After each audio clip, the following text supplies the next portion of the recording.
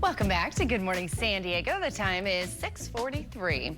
Well, we are being joined this morning by San Diego real estate expert Katy Sullivan from ENG Properties. Now, Katy's here to give us an update on where the local housing market stands right now and what a potential Federal Reserve rate cut could mean for home buyers and sellers here in San Diego. Good morning, Katy. Welcome back. Good morning, Allie. Thank you for having me. Now, I know in my neighborhood, I have noticed houses sitting much longer than what they were previously. That is what you were seeing when you look at the market right now, right? Yes, unlike the San Diego weather, the housing market is definitely cooling down. It's stabilizing a bit. We're seeing the average price for homes is $935,000, which is down 6% year over year.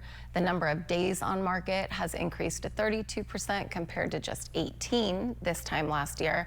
And inventory is up. There's 55% more active homes, which means more inventory, more to choose from, and more time to choose. So what does this mean if you're a buyer, if you're a seller? How does this affect the way that you are looking at whether you're buying or selling and how you're timing this and what you're priced at? Yes, so with an increase in inventory, it gives buyers the opportunity to choose. More inventory, more to choose from, and with the increase in days on the market, they have more time to choose. With that comes the ability to negotiate, whether that's negotiating the price point, whether that's asking for credits, a rate buy down, maybe repairs.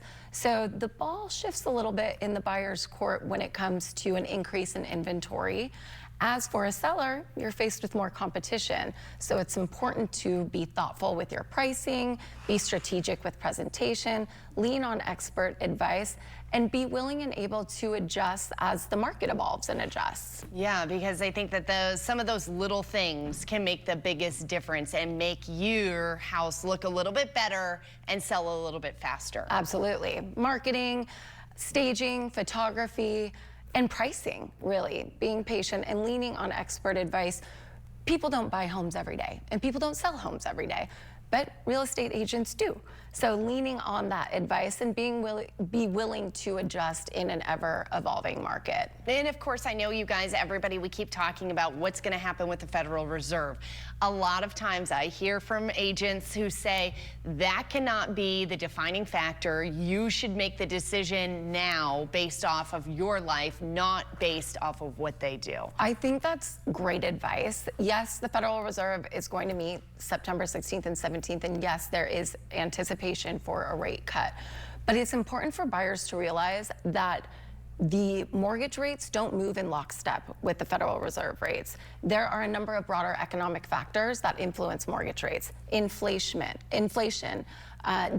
investor demand for mortgage-backed securities, bond yields. So there's several things that impact mortgage rates, not just the Federal Reserve rate.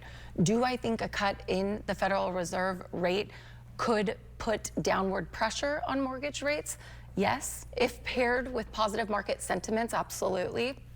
But again, there are so many factors that influence interest rates, so focus on what you can and should be focusing on, and that's your purchasing power.